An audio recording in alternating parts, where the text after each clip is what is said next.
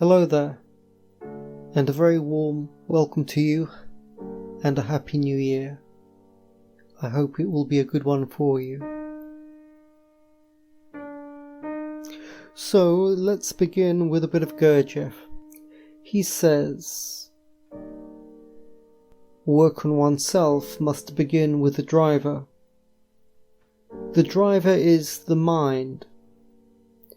In order to be able to hear the master's voice, the driver first of all must not be asleep, that is, he must wake up.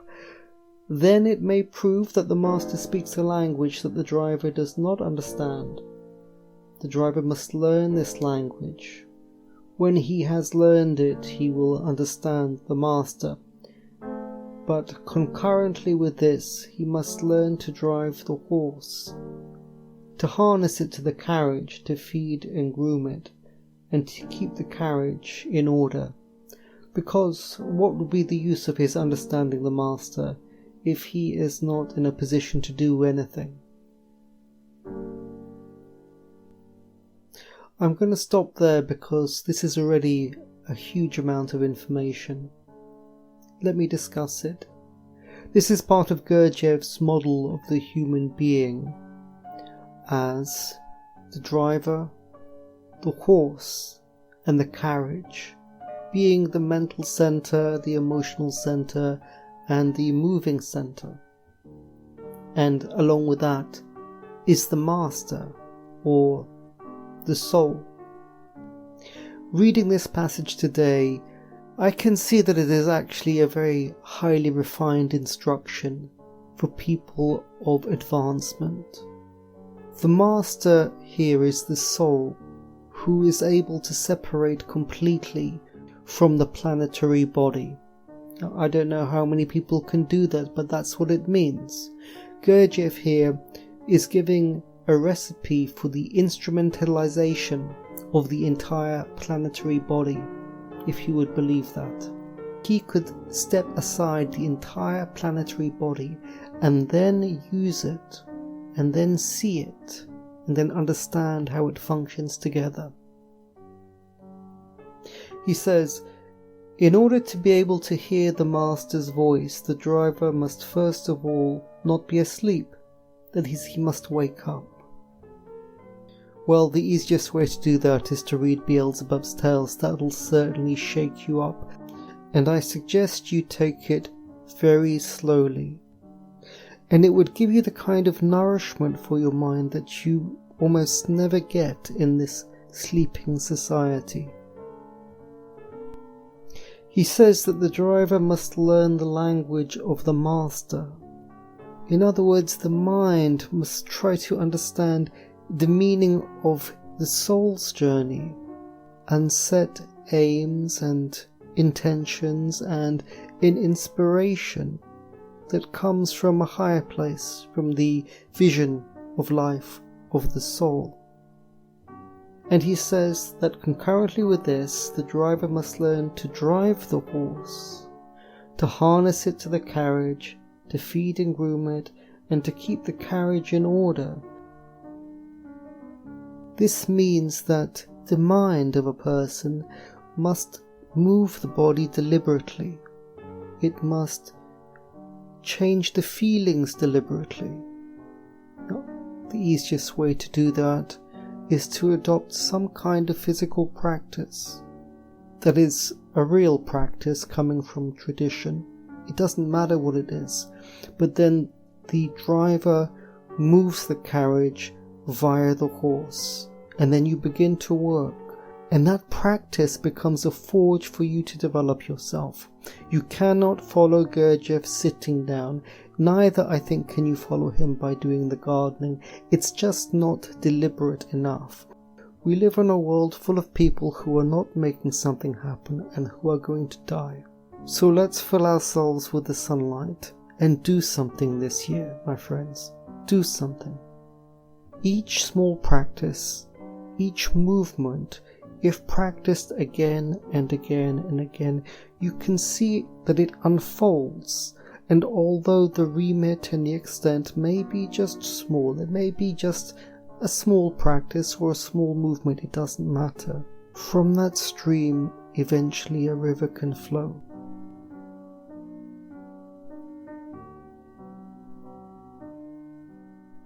Where I live on the south coast of England, there are many stands of elm trees which are very beautiful this time of year. And I was noticing how the earth rises up to reach heaven, and how these structures, these trees, are able to receive larger and larger amounts of light into them. Gurdjieff says that women already know everything, but they need inspiration. And that's the relationship between earth and heaven, or between the women and the men. Now, there is an American intellectual, Noam Chomsky, who is a very sweet man and a man I respect, and I heard him speak this week. If my ancestors from the Ukraine have Khazar roots, changes nothing. I'm Jewish, my grandfather was Jewish, doesn't matter what the DNA shows. Here he's talking about the recent findings that most Jewish people do not actually descend from the ancient Israelites and so are not Jewish by blood. And I'm afraid life makes a fool of all of us if you don't know who you are. And then you see people fall into self-calming, into self-denying, into reversing their ideas that were so important yesterday. Gurdjieff says that every octave must reach the next do, or it will devolute down to the origin and everything will be lost. But then again, you have to know which octave you are part of.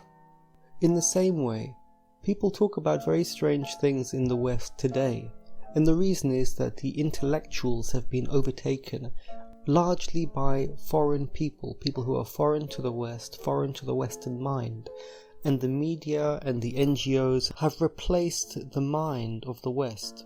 And when the mind is replaced by outsiders, it will lead to destruction.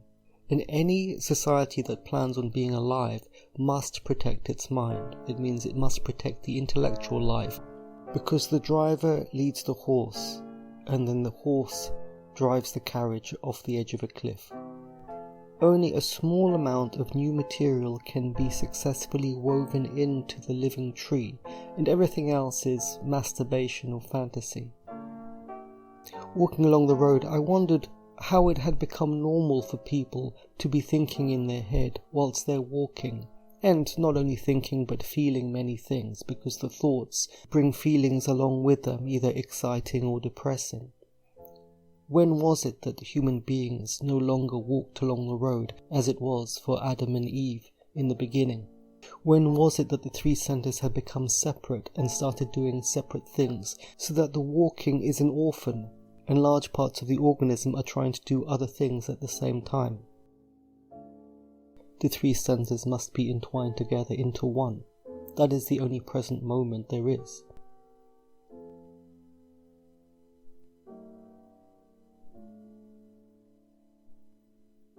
Sunday, February the 7th, with the Woman of the Rope. In 2 cars we go to Es Moyenne Corniche for lunch. Hors d'oeuvres, trout, baby lamb and vieux Armagnac. First we must climb up to the old town, and believe me, he sits below watching that we all do it. All except the frozen canary. Gurdjieff says, "What you need, Armagnac and pepper." At lunch, Alice says she feels her face is red, and also canary. Gurdjieff, "One thing interests much. How she can know without mirror that face is red. And what interests most is how canary feel face is red. She's not red. You know, only 2 places on body blood go to make red. Or face or Mary Jane." Alice is full of retorts and also Armagnac, and this brings about his observation that today she must have put on the right stocking. "Such belief there is. If put on right stocking, then all day be right for you." Alice says, "Yes, I know about that. Negroes in South tell." Gurdjieff, but only one side they tell, lopside. Example, they do not know that if you born odd month, 1st, 3rd, 5th, then always it must be left. If even, then must be right first. This is conjury. You know what is conjury? Canary. It means with swearing. Con, with, jure, to swear with will, but we use only in sense of magic. Gurdjieff. No, conjury is not magic. Is real English word, real English meaning have. Wish, not wish. Conjury you must believe, because all life consists from conjury.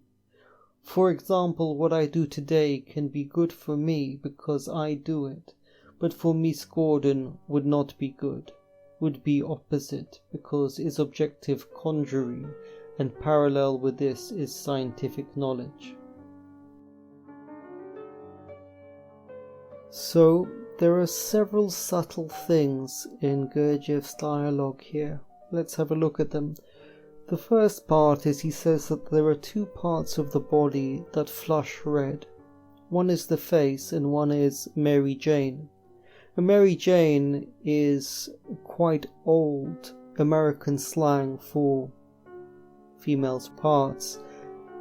More recently it's used to mean marijuana, but there is a much older slang. And by the way, I think it's quite a happy sounding slang that people could use. It made me think that the face flushes red as a kind of lure to trap a prey, and that the personality and ordinary human relations are a kind of energy stealing mechanism. Without offense intended, it's just the level of humanity as it is. And also in relation to Gurdjieff's interesting use of the word conjury, to conjure, to make believe, to make illusions real. If I understand him right, what he is referring to is that as our lives are not fully real because we live still underneath the threshold of illumination, then we must conjure ourselves in order to reach escape velocity. And all of human life, if you look at it too closely, you will see that it is a theatre, but a theatre that is critical to assist people who are below the threshold to rise above it. And I remember Gurdjieff saying that if we did not have work, we would have to invent some for ourselves, because without it we do not have the fuel to rise up. Krishna says, "Do thy duty, even if it be humble, rather than another's, even if it be great. To die in one's duty is life, to live in another's is death."